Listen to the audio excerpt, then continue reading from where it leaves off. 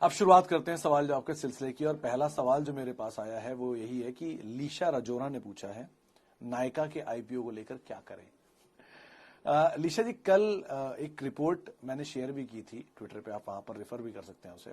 वो रिपोर्ट थी मोतीलाल ओसवाल फाइनेंशियल की, और उन्होंने उस आईपीओ के ऊपर अपना एक टेक दिया है, आईपीओ नोट जिसे कहते हैं, उसमें उन्होंने टेक दिया है। और उन्होंने ये बात टिप्पणी में साफ कहा है कि आप जो आईपीओ है उसमें लिस्टिंग गेन के लिए पैसा लगा सकते हैं।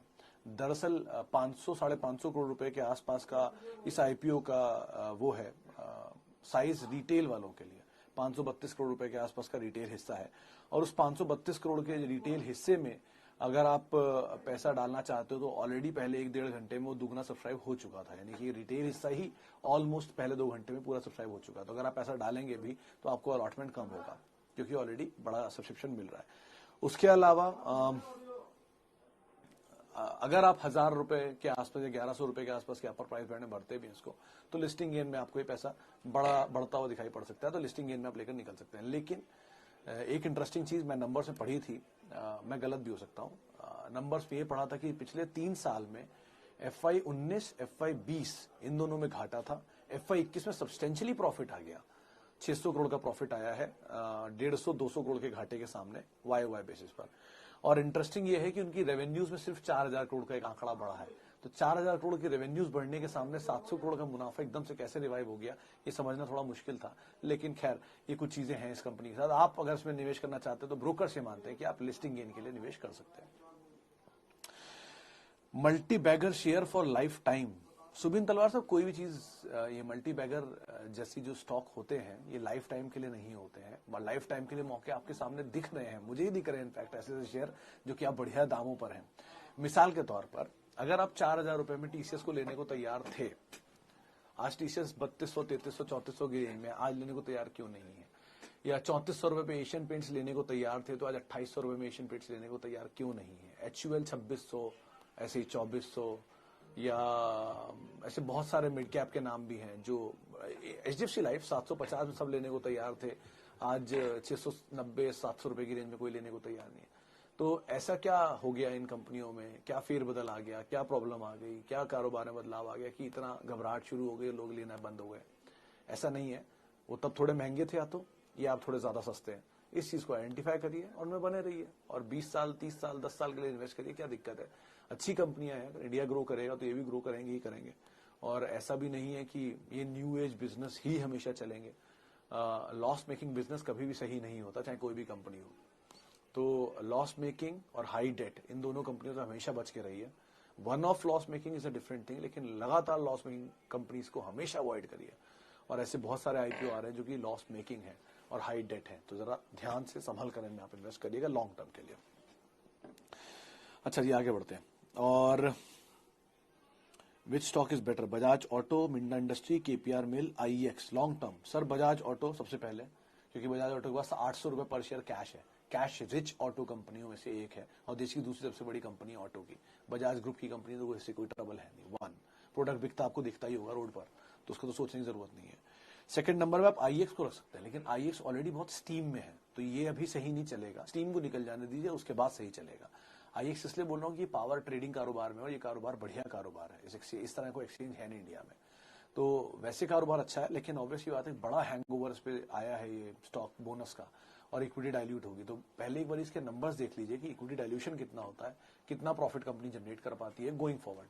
सर प्रॉफिट सब कुछ होता है हर कंपनी के लिए लॉन्ग टर्म में, तो उसको आप जरूर ध्यान रखिएगा और उसके बाद में कॉल लीजिएगा। मिंडा इंडस्ट्री, KPR मिल फिलहाल मीडियम टर्म के लिए आप रख सकते हैं, लॉन्ग टर्म के लिए सबसे पहला नाम तो बजाज ऑटो ही रहेगा इन चारों में। आगे बढ़ते हैं, पॉलिसी बाजार IPO। मिश्रा साहब, एक कॉन्ट्रा थॉट है, गलत होगा फिर बोल रहा हूं अपने लिए। कोई भी कंपनी IPO में लेने की बजाय आप क्या करेंगे, उसमें आप IPO में पैसा डालेंगे, 1 लॉट लेंगे, 2 लॉट लेंगे, 5 लॉट लेंगे, 10 लॉट लेंगे मैक्सिमम, आपको कुछ शेयर लॉट होंगे उसमें से, देखिए डिमांड इतनी स्ट्रांग है, और उनमें से आपको वो शेयर लिस्टिंग पे गेन देते हुए दिखाई पड़ेंगे। फिर आप उसको लिस्टिंग पे बेचेंगे नहीं, आप होल्ड कर सकते हैं मैक्सिमम। ये एक पूरा स्पैन होता है। बेटर वही कंपनी अगर आप लिस्ट हो जाए, 2-3 क्वार्टर के नंबर दे दें, क्या होगा कि आज से डबल दाम पे मिलेगा ना आपको, लेकिन मार्जिन ऑफ सेफ्टी तो ज्यादा रहेगा, एटलीस्ट पैसा ब्लॉक नहीं होगा, रिस्क नहीं रहेगा। अच्छे नंबर दे रही तो बाद में भी अच्छी है। हाल फिलहाल में जोमेटो 70 रुपए का शेयर था, शायद 150 रुपए के आसपास लिस्ट हुआ था और वापस नीचे आ गया, अभी भी वो लॉस मेकिंग ही है। बर्गर किंग 60 रुपए का शेयर था, 200 रुपए तक गया, 220 तक, वापस टूट के 120 आ गया था, अभी भी 150 रुपए है। तो ऐसे, और आप अभी भी वेस्ट लाइफ ने भी आज लॉस ही दिया है। तो ऐसे बहुत सारी कंपनियां हैं, तो बेटर है इनको मेटल प्रूफ कर लेने दीजिए समय में, तब ले लीजिएगा। आगे चल के अगर अच्छा दाम होगा, अच्छे नंबर होंगे, तब भी तो बुरी नहीं है लेने में, तब ले लीजिएगा। क्यों अभी से ही उनमें आप वो जा रहे हैं। बाकी ऑब्वियसली बात है, आईपीओ नोट को रिफर करिए और आप उसके हिसाब से अपनी रणनीतियां बना सकते हैं। Is it right time to invest money in one group like Tata?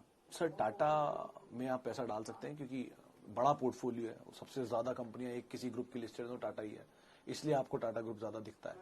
लेकिन ऐसा नहीं सिर्फ टाटा, आप हर कंपनी की दिग्गज कंपनी, हर ग्रुप की दिग्गज कंपनी में जाइए। रिलायंस, अल्ट्राटेक, एबी ग्रुप की, इवन टाटा ग्रुप में तो मल्टीपल कंपनीज हैं, हर ग्रुप की, हर सेक्टर की एक अच्छी कंपनी में आप जा सकते हैं। उसके अलावा गोयनका ग्रुप की जेंसार जैसे अच्छी कंपनी है जिनको आप भूल नहीं सकते। M&M, टेक महिंद्रा, दोनों, HCL, हर ग्रुप में एक ना एक अच्छी कंपनी होती है, उस ग्रुप की कंपनी को आइडेंटिफाई करिए। और ऐसा नहीं है कि सिर्फ टाटा ही ग्रुप की अच्छी है, और ऑब्वियस बात है आप इसमें इन्वेस्ट कर सकते हैं, और ये सब लॉन्ग टर्म के लिए ही है। अच्छे अच्छे दाम पर बहुत अच्छे अच्छे शेयर दिख रहे हैं और आप आराम आराम से उनमें अपनी पोजीशन को होल्ड कर सकते हैं। HDFC AMC, पॉल साहब आप जरूर इसको होल्ड कर सकते हैं, और नीचे अगर आपको मिल रहा है तो आप उसको ऐड भी कर सकते हैं। आपकी खरीदारी से नीचे अगर आता है तो आप ऐड करिए। बहुत बड़ी इक्विटी नहीं है, कंपनी अच्छी है, कारोबार अच्छा है, और इंडियन इक्विटी मार्केट की ग्रोथ आप खुद ही देख रहे हैं किस तरह की हुई है। मतलब सेंसेक्स निफ्टी के लेवल्स को मत देखिए, जो लोग इन्वेस्ट कर रहे हैं उनको देखिए। पहले 4 करोड़ होते थे, अब 6-7 करोड़ के आसपास लोग आ चुके हैं, 8 करोड़ लोग हैं टोटल इन्वेस्ट कर रहे हैं। जो धीरे धीरे बढ़ेगा ही, क्योंकि इंडिया की ग्रोथ स्टोरी अच्छी है। 140 करोड़ में अभी भी 8 ही करोड़ है खाली जो इन्वेस्ट कर रहे हैं मार्केट में। तो उस हिसाब से अगर आप सोच रहे हैं तो HDFC AMC का दाम बढ़ना चाहिए, आराम से इन्वेस्ट करिए इसमें। TCS 3540, Asian paint 2947, Sonata software 870, Apple 1142। Jyoti ji, सारे शेयरों को तो नहीं देख पाऊंगा, लेकिन पहले दो नाम तो बहुत अच्छे हैं, और ये दो नाम आपकी खरीदारी से नीचे मिल रहे हैं, शायद दोनों को आप ले सकती हैं और ऐड कर सकती हैं आप। मतलब पेंट अभी भी एशियन पेंट का ही बिकता है, और TCS अभी भी देश की दूसरी सबसे बड़ी कंपनी और सबसे बड़ी IT कंपनी है, भले आज कितनी भी गिरावट आ गई हो। तो आप आराम से इन्वेस्ट करिए। स्टीम मार्केट में जो ऊपर बढ़ गई है वो थोड़ी सी कम हो रही है, होने दीजिए, फिजल आउट होने दीजिए। 1 क्वार्टर के 2 क्वार्टर के नंबर्स कभी किसी इस तरह के जाइंट्स को खराब नहीं कर सकते, इस तरह के एपेटाइट वाली कंपनियों को खराब नहीं कर सकते। 1-2 क्वार्टर ही मिलते हैं ऐसे मौके जब ये नीचे धक्का देते हैं, झटका खाते हैं, थोड़े नीचे रहते हैं। आपको ऐसे एग्जांपल देता हूँ, यूनाइटेड स्पिरिट्स एक समय में सन 2014 में, 2012 में माल्या डील हुई थी, जब मिस्टर माल्या निकले थे और Diageo कंपनी के अंदर आए थे। 2016 में लिकर बैन हुआ था, तब ये स्टॉक 1700 रुपए तक गया था, ये प्री स्प्लिट की बात कर रहा हूं मैं। फिर 1700 का शेयर बहुत समय तक ये पड़ा रहा। यही कंसर्न थे कि इसमें डेट बहुत है, मिस्टर माल्या का स्टेक है, कभी बिक सकता है, लिकर बैन हो सकती है, सब कंसर्न थे। फेयर एनफ, आज आपके सामने 1000 रुपए पहुंच गया वो शेयर। तो over a period of time ये सारी कंसर्न्स ईज आउट होती हैं, कंपनी ज्यादा बेटर समझती है इन सिचुएशन को, आप अकॉर्डिंगली यहाँ पे कॉल लीजिए। दोनों कंपनियां बहुत अच्छी हैं। अच्छा, will market go down from here? I want to buy good share at low cost. Subin साहब, किसको पता है कि यहां से नीचे जाएगा? चलिए मानते हैं कि बाजार नीचे नहीं जाता है, और मानते हैं आपके शेयर नीचे चले जाते हैं जो आप लेना चाहते हैं, तो या ये मान लेते हैं कि चलिए बाजार नीचे जाता है और आपके शेयर नीचे नहीं जाते, तो ये किसी को नहीं पता होता सर कि बाजार कितना नीचे जाएगा और कितना ऊपर जाएगा। टॉप और बॉटम कोई नहीं पकड़ सकता मार्केट का। मतलब मेरी जानकारी में तो ऐसा कोई आदमी नहीं है जो ये पकड़ पाए। बेटर यही है कि हर मौका एक अच्छा मौका है, हर फॉल एक अच्छा मौका है।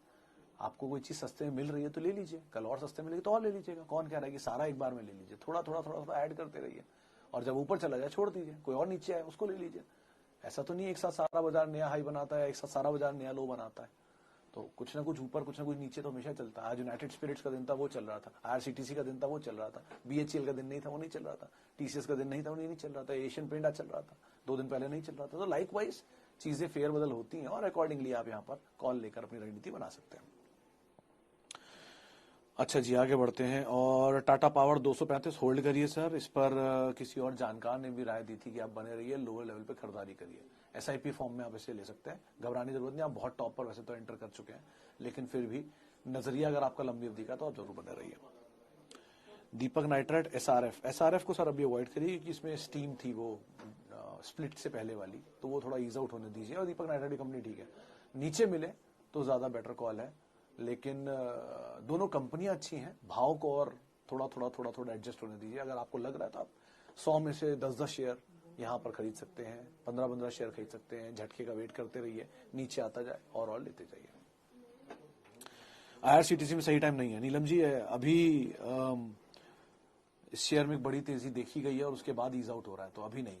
मतलब ऐसा भी है कि ये शायद 900 रुपए पे लिस्ट होने की बातचीत थी, 900 पे हुआ लिस्ट, और उसके बाद 2000 रुपए जाने की बातचीत बाजार में है। ये बज ऑन द स्ट्रीट है, कोई खबर कंफर्म खबर नहीं है, बज ऑन द स्ट्रीट है।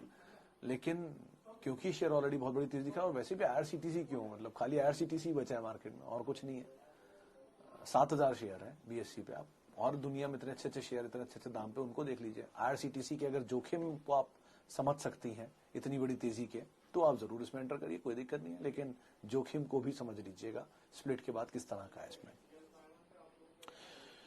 अच्छा, IRCTC पे हम बात कर चुके हैं। मदरसन सुमी होल्ड करिए जगदीश साहब। वैसे तो ये share one of the biggest value generator है ऑटो स्पेस में, अगर आप इसकी हिस्ट्री पढ़ेंगे तो, लेकिन अभी भी इनका क्लाइंटल काफी अच्छा है। फॉक्सवैगन का सबसे बड़ा क्लाइंट है और ईवी के लिए बहुत काम कर रहा है। कंपनी में ट्रीटेड डेट को इन्होंने ईज आउट किया है, बने रहिए, लेकिन मीडियम टर्म के लिए रखिएगा, बहुत लॉन्ग टर्म के लिए से मत रखिएगा। वो उसकी हिस्ट्री को देख के, इतनी बढ़िया तेजी आ चुकी है, बहुत महंगा शेयर है इस लिहाज से। ITC रिजल्ट्स क्या हुए? ITC रिजल्ट सर थोड़े से कमजोर आए मार्जिन के लिहाज से, और शेयर में रिएक्शन भी था आज 5% नीचे, जहां से चला वहीं पहुंच गया, तो इसे थोड़ा प्रेशर देखने को मिला। वैसे भी इसका इक्विटी साइज बड़ा है, थोड़ा स्लो चलेगा ये शेयर, लेकिन अदरवाइज ITC के नंबर आ चुके हैं और उसके बाद ये शेयर थोड़ा सा प्रेशर में रहा भी है। ब्रोकर हाउसेज की तरफ से 260 के भी टारगेट है और 300 के टारगेट्स भी है, तो दोनों तरह के टारगेट्स भी आए। अच्छा जी, आगे बढ़ते हैं। और India bulls real estate, Jain साहब बने रहिए, नीचे मिले तो और ऐड कर लीजिए। 120, 130, 110 से 130 के रेंज में कहीं मिल जाए तो बहुत अच्छी बात है, वहां आप ऐड कर सकते हैं। अच्छा जी, इंडिया बुल्स रियल एस्टेट पे बात कर ली हमने। आप आराम से इसमें मोहित जी बने रह सकते हैं, कोई दिक्कत नहीं। 147 पे खरीदारी है, नीचे और आए तो आप और ऐड कर सकते हैं। लुपिन, हाँ इसके नंबर थोड़े से खराब आए थे चिराग साहब, आज ब्रोकर हाउसेस के डाउनग्रेड्स भी थे जिसका एक इम्पैक्ट देखने को मिला, लेकिन वो बात अलग है कि शेयर के खराब नंबर के बावजूद भी शेयर फ्लैट ट्रेड कर रहा था शुरुआती कारोबार में। एनीवेज, तो आप वैसे तो बने रहेगा, टाइम फ्रेम बड़ा है तो नंबर्स के लिहाज से लिया तो कुछ भी कहना मुश्किल है।